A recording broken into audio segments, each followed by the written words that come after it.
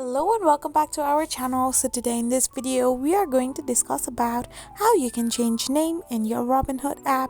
So without wasting much of our time, let's get straight into the video. So first and foremost, all you need to do is simply tap open a web browser of your preference. Type in the URL www.robinhood.com/us/en.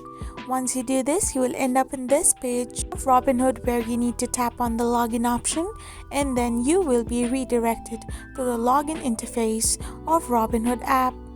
So once you are here, you need to type in the email address and your password and hit the login button.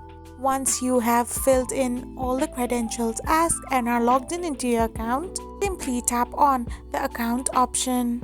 Once you tap on the account section, you need to now tap on the profile option. From the profile, hit the edit profile option, and then you can simply type in a new username in your file and hit the save changes. I hope you found this video helpful, so don't forget to hit that subscribe button and do give us a thumbs up. We will be back again with these informative videos. Thank you for watching.